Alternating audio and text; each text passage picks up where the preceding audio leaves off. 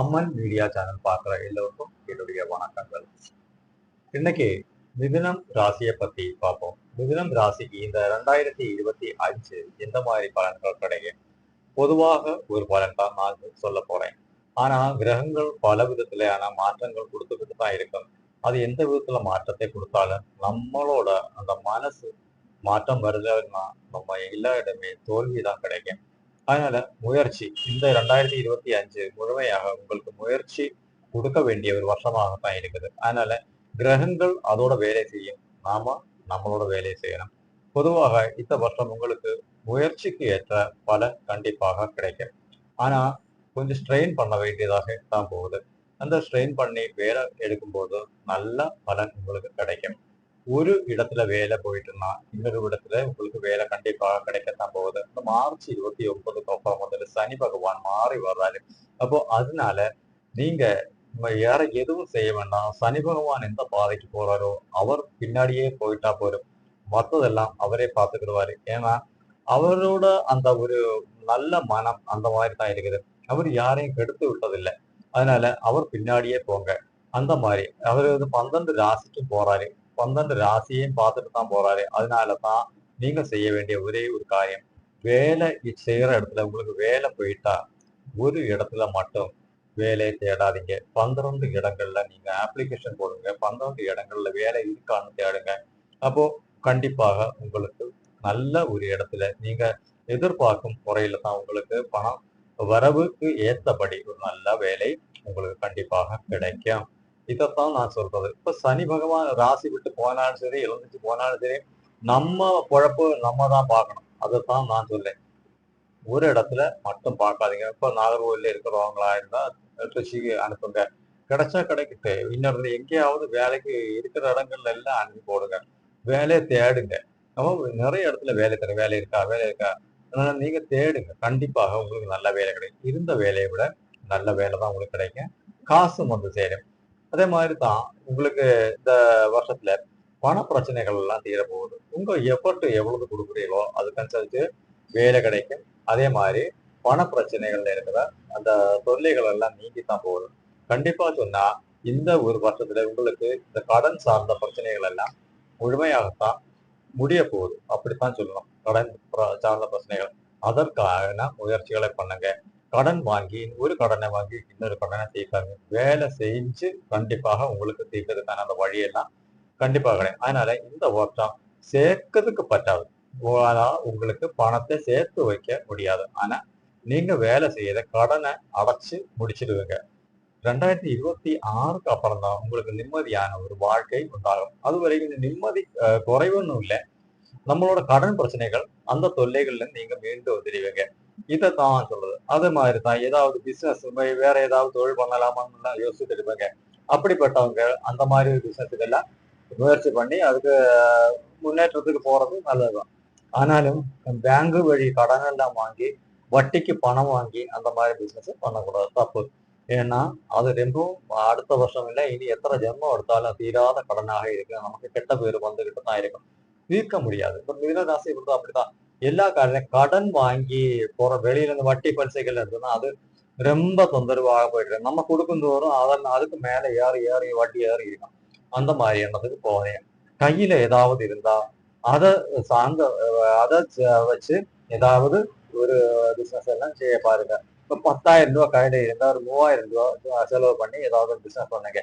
அப்ப போனா கூட நமக்கு அந்த 3,000 தான் லாஸ் ஆகுமே தவிர அந்த 7,000 லாஸ் ஆகாது. அப்ப 10,000 கையில இருக்கும்போது 50,000 கடன் வாங்கி சேர்த்து 60,000 ஆக்கி வச்சு பிசினஸ் செய்யக்கூடாது. இது தப்பான ஒரு வழிக்கு கொண்டு போகும். அந்த மாதிரி ஒரு நிலைமையில தான் அதை விட்டுருங்க.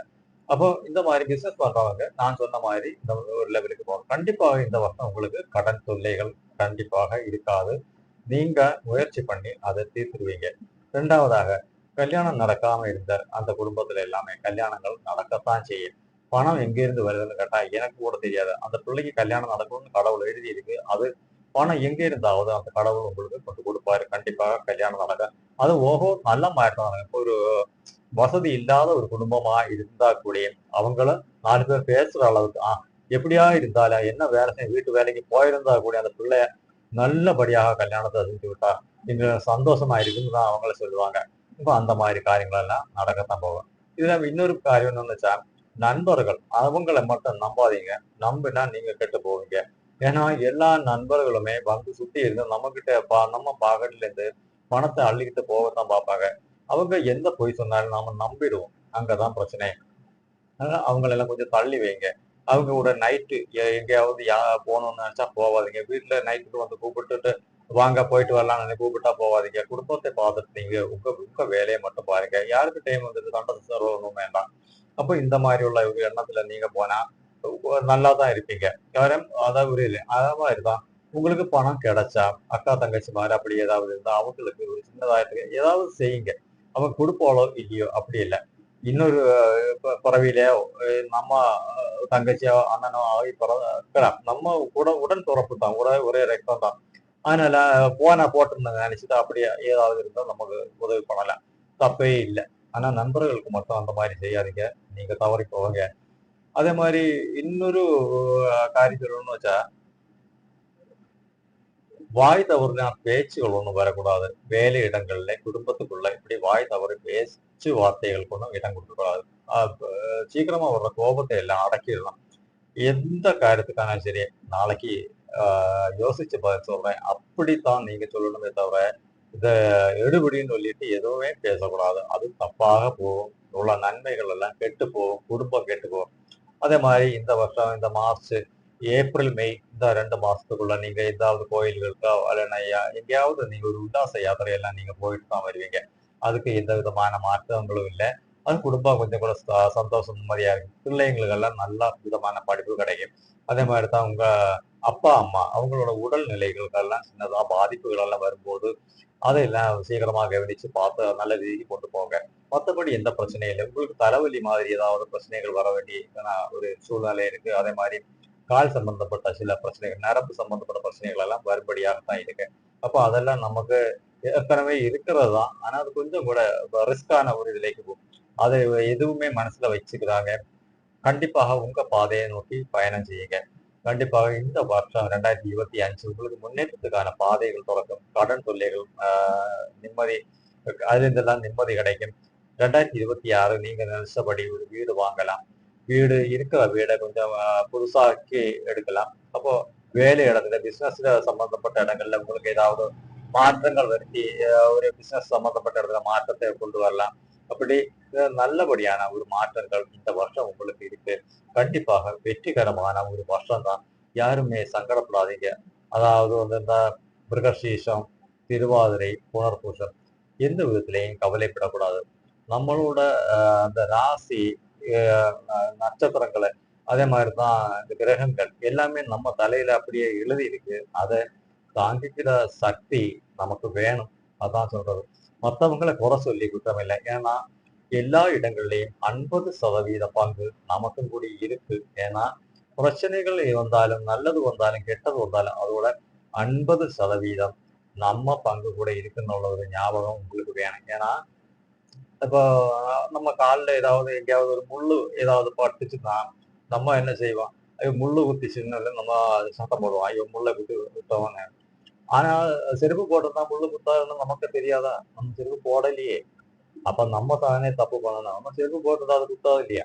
அப்ப தப்பு நம்ம மேல வச்சுட்டு அதை முள்ள குத்தம் சொல்ற மாதிரி தான் எல்லா இடங்கள்லயும் இருக்கு. இப்ப எல்லா இடங்கள்லயும் இப்ப வீட்டுல பொண்டாட்டி ஏதாவது சொன்னா பேசாம இருந்தா நம்ம அந்த பிரச்சனையும் கத்திட்டு அடுத்த நாளைக்கு பேசலாம், பேசிக்கலாம், பிரச்சனை இல்லை. அது ஏன்டி பேசுறேன்னு கேட்டு அடிச்சிட்டுன்னா அப்போ நம்ம பிரச்சனைகளை தோண்டி அங்கிருந்து தூண்டி வைப்பாங்க. நம்ம செஞ்சதாக வெளியே வரும் செய்யும். அதே மாதிரி எல்லாத்துக்கும் பிரச்சனைக்கு காரணமும் எல்லாமே நம்மளா தான் இருப்போம். அதனால அந்த மாதிரி எண்ணங்கள் எல்லாம் மனசுல விட்டுருங்க. அப்படி ஒண்ணும் வேண்டாம். பொறுமையாக எல்லா இடத்துலயும் பேசி பொறுமையாக போங்க. வேலை இடங்கள்ல நல்லா போங்க. நல்ல வேலை கிடைக்கும். மார்ச்சுக்கு அப்புறம் உங்களுக்கு வெற்றிகரமான வேலைகள் காத்துட்டு இருக்கு. வெளிநாட்டுக்கு போகணும்னு ஆட்கள் அந்த மாதிரி எண்ணங்களை இருந்தவங்களுக்கு அதுக்கான வாய்ப்புகள் இருக்கு. வெளிநாடு ஏன் இந்த இந்தியாவிலேயே நமக்கு நிறைய வேலைகள் இருக்கு. உங்களுக்கு நல்ல வாய்ப்புகள் எல்லாம் கிடைக்க போகுது. அப்போ இந்த மாதிரி காரியங்கள் இந்த வருஷம் நடக்கத்தான் போகுது. எல்லாருக்கும் ஒரு நல்ல ஒரு பலன் உண்டாகட்டு. பைரவன் சுவாமி சத்தியமாக, அம்மன் சுவாமி சத்தியமாக உங்களுக்காகத்தான் இந்த வீடியோ பண்றது. எல்லாரும் பாருங்க. பார்த்து வீடியோ சப்ஸ்கிரைப் பண்ணுங்க, லைக் பண்ணுங்க, ஷேர் பண்ணுங்க. கமெண்ட் பண்ணுங்க. எல்லாருக்கும் நல்லது நடக்கும். கிரகங்கள் ஒரு வழிக்கு போகும், நாம ஒரு வழிக்கு போவோம். நம்ம சிந்தனைகள் மட்டும் மாத்தி விடுங்க, எல்லாமே சக்சஸ் ஆயிடும். நன்றி, வணக்கம்.